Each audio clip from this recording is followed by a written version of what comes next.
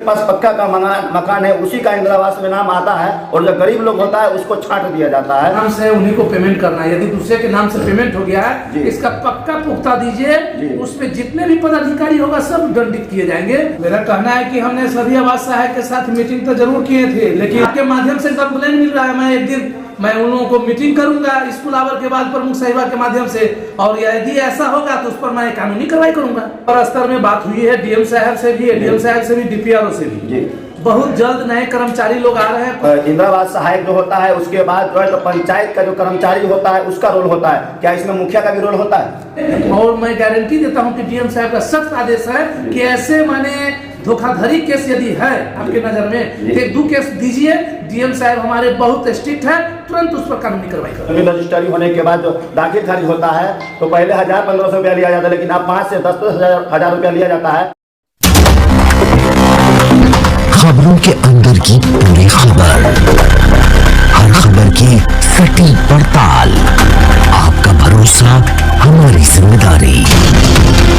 सच, साहस और सरोकार, यही है हमारी पहचान। मैं हूं अहमद रजा और आप देखना शुरू कर चुके हैं रोशनी बिहार न्यूज चैनल। इस वक्त मैं मौजूद हूं बिहार के सीतामढ़ी जिला परिहार मुख्यालय में। तो हम अभी 2021 पंचायत चुनाव के बाद जो है धर्मेंद्र जी से जो है पहली बार मुलाकात हुआ है, जो प्रमुख पति हैं। तो उससे हम जानते हैं कि अभी तक जो है चुनाव जीतने के बाद पंचायत में ग्रामीणों के लिए क्या क्या काम किए हैं और क्या करने वाले हैं।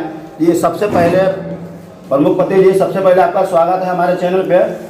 चलिए, मेरे ओर से भी आपका बहुत बहुत धन्यवाद है कि आप आए हैं, बहुत खुशी की बात है।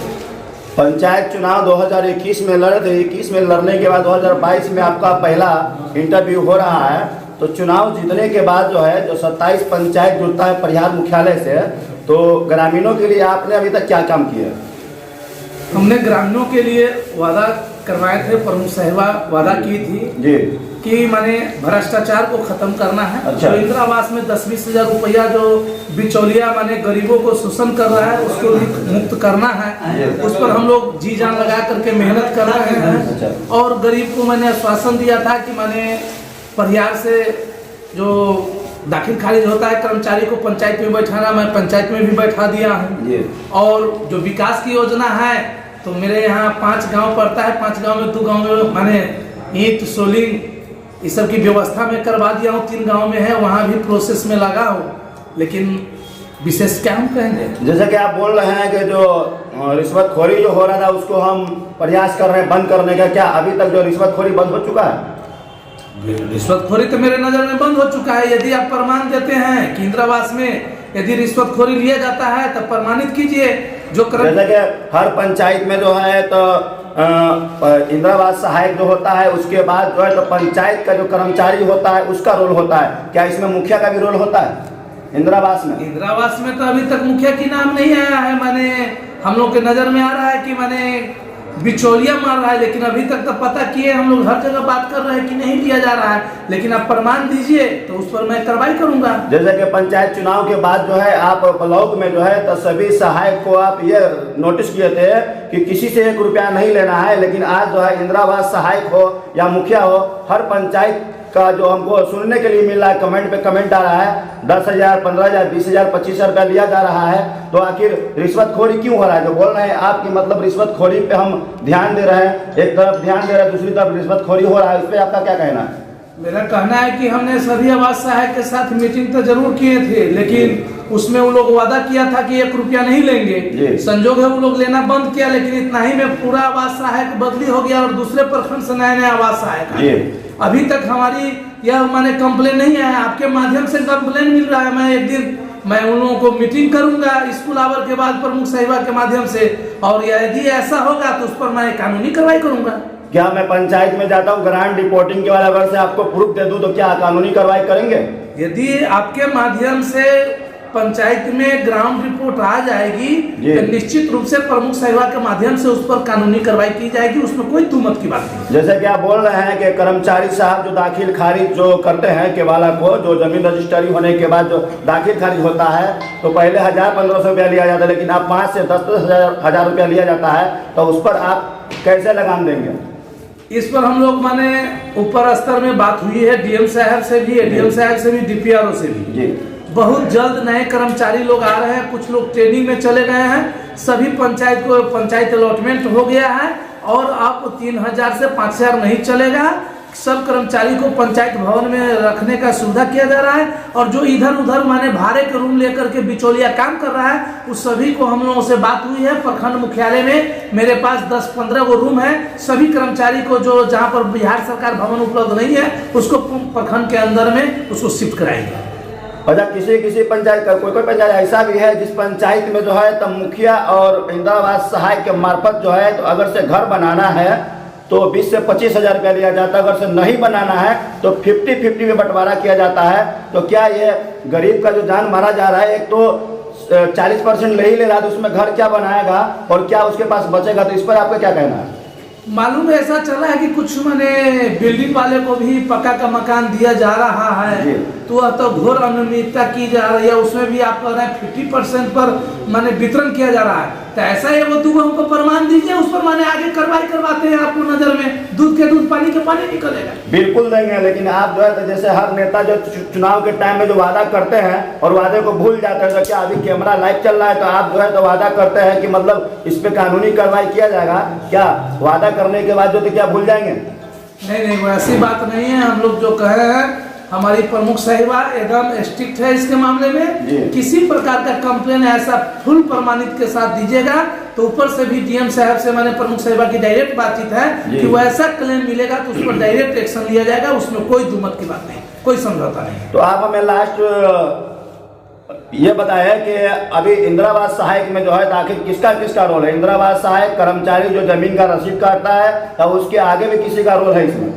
नहीं, अभी तक तो माने आवास सहायक लोग भी पेमेंट नया में नहीं करे, पुराने वाले ही करके गए हैं, नया चयनित नहीं हुआ है। लेकिन आप जो कह रहे हैं तो हम लोग उसको एक मीटिंग करके देख लेते हैं, वैसा होगा तो उस पर कार्रवाई करेंगे। जैसा कि आपको बता रहे हैं तो अभी जनवरी महीना से सुनाई में आया है कि नया जिसके पास घर नहीं है, गरीब है, यतीम है, तो खैर हर जगह जो जिसके पास पक्का का मकान है उसी का इंदिरा आवास में नाम आता है और जो गरीब लोग होता है उसको छांट दिया जाता है। तो क्या जनवरी से नाम जुड़ने का काम शुरू हो रहा है? तो क्या गरीब लोगों को जो है इंदिरा आवास में नाम जुड़ने का जो है तो हौसला है, जुड़ाने का हौसला रहेगा कि वो भी जो है तो निराश होकर बैठ जाए?